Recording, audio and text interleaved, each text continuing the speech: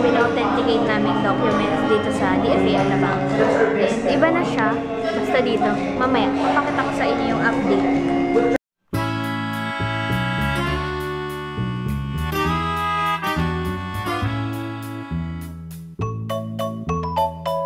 Hindi. Cashew Sans de Valle. Tapos caramel cashew.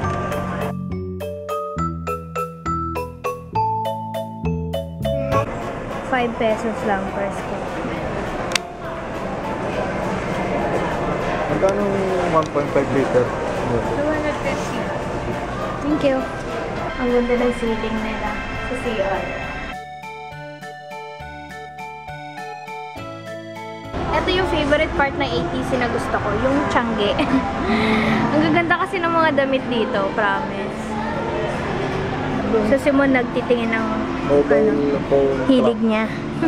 Ang galing oh, meron palang flash drive for iPhones and iPad. Galing. Hindi ko yun alam ah. OOTD lang, mabilis. Ito rin si Mahalo. Ang ganda kasi ng mirror, ang laki. Kaya nag-OOTD mo. I-meet ko din yung aking kapatid ngayon kasi sasabay siya sa amin pa uwi. Kasi dito na din kami sa Alabang ngayon. Andito kami sa The White Hat and umorder ko ng The Health Nut Hat. And may vlogger ako na nakita. Napanood ko actually yan eh. Hi! Ang init-init. Bawis na ako pero kasama ko na nga pala itong kapatid ko. Kasi galing siya sa work. Vlogger. Ito na yung aking favorite. Yan.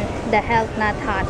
Tumatahol na yung mga dogs ko. So, kailangan kong i-stop yung pinapanood ko. At, nag-upload na din ako. Pero ngayon, papalabasin ko na yung aking mga doggies. Ano? How are you? Doggy Pupang! Hi, Pupang! Chi! Hi, sus! How are you? How are you na? Huh? Look at you, oh. Look at you. Oh. Come here, come here. Come here. Very good girl talaga to, oh. Very good girl talaga, oh. Very good girl ka talaga na. Sabi ko kay Mod, kanina, yung natira naming chicken kahapon, isisisig ko. Tapos sabi niya, marunong ka ba? Sabi ko, naalala ko kasi may tinuro sa akin yung mama niya. Kasi nagsisig yung mama niya. Ano lang daw eh, igigisa lang yung chicken. Siyempre himayin. Tapos igigisa, tapos may luya. Yun yung naaalala ko. Sabi niya, sige, itry mo. Kinabahan tuloy ako, baka mamaya masira yung chicken. Pero, siguro naman hindi. Ito meron pa dito, oh. Medyo madami pa to. Ayan. Ito na lang. Yan ang ulam mamaya. Tsaka meron pang niluto si mama kanina na adobo. Yan, konti na lang din eh. Pero at least kasya yan sa aming tatlo. And, nawawala ang aking jawline. Bilog na naman yung mukha ko. Simula nung nung pauwi-uwi kami sa Batangas. Kain kasi kami ng kain sa Batangas. Nawala na naman ang control. Pero, nag-start na ako this week. Ano na ba ngayon? Wednesday? Siguro nung Monday ako nag-start. Nagbabike na ulit ako. Nagpapapawis lang. Ito nga pala yung Psyllium. Naubusan kasi ako nito kaya hindi ako nakakagamit. Pero, ito yung Psyllium. Ito yung iniinom ko tuwing morning. Yan. Para kasi diba constipated ako. Okay siya. Hindi siya masakit sa tiyan. Pero parang natural lang siyang lumalabas. Yun, ganun yung effect niya. And everyday ako nagdudumi pag umiinom ako ng Psyllium. Kaya okay siya. Yun nga lang, medyo mahal. 12 pesos isa. Medyo 12 pesos isa. Kaysa dun sa tablet. Kasi parang scary naman yung tablet. Nakita ko nga pala tong lagayan ng baso. Yan, I think na box. So, bubuksan ko muna ha. Ito yung takip. And naisip ko, pwede pa tong gamitin. Kasi madami akong box na itatapon. Pero naisip ko, pwede pa tong gamitin. Kasi may mga... Tsaka medyo matigas siya. Ganito na lang. Ganyan. Total, nakalagay lang naman ang mga lotions namin dito. May mga lotion sa babae. In case lang. Tapos ito, dito na lang. Diba? What else? Itong mga bote-bote dito, mga oil sa dogs. Ano pa? Ano pa meron dito? Yun lang. So, yan o. At least magagamit pa o. Dito kayo. Diba? O, i-organize. Tapos ito, o, dito na lang. Dito kasama ng, ilagay ko din kasi yung vitamins eh. O, yan. Diyan kayo. Mag-e-exercise si Mahal.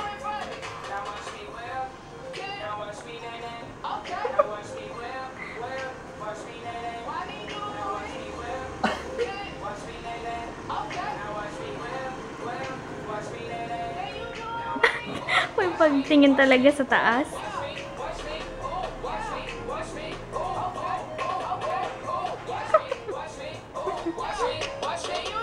Ready na yung mga ingredients ko para sa sisig, sa leftover grilled something. Ito grilled chicken. Tapos sabi naman, isama ko na daw yung grilled na pork. So, ano na to? Grilled chicken and pork. Tapos, ito yung mga ingredients. Bali, gagawa lang ako ng separate video. Inaantay ko lang mapuno yung aking battery ng cam para makapagluto na ako. Kakain na kami. Yung sisig na niluto ko kanina. Tapos, adobo, yung tira. Kain. Nanood kami Itbulaga sa replay na lang. So, yan. Dito sa dati kong pina-red ribbon, ito yung itsura niya. So, ayun yung red ribbon. Tapos, ganito yung itsura niya. Tapos, ito yung 2011 to. Tapos, nga yung 2015, ito na siya.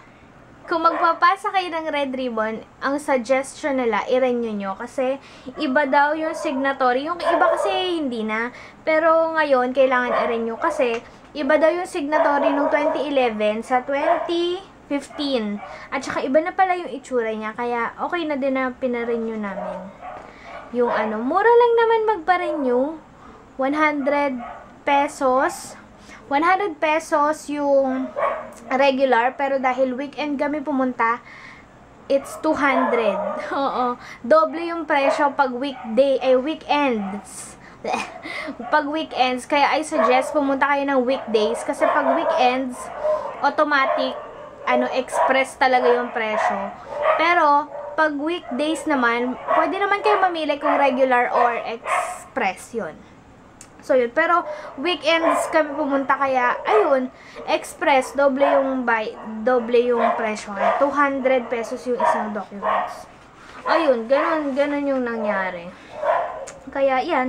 Pero, okay na din kasi na-renew na. Isang documents na lang yung kailangan ko nilang kunin. Good morning! Nakatulog na ako kagabi. So, bago ako makatulog, ipinost ko to. I post this sa aking Facebook page. When God created me, what's left? How about a bit of craziness? Oops! Napadami. Oo nga, medyo baliw nga. Ito kami sa Japan. Umorder ulit ako ng boto ng Batangas. Ano? Tapos kay Mon yung Tapsi. Log. O, kain.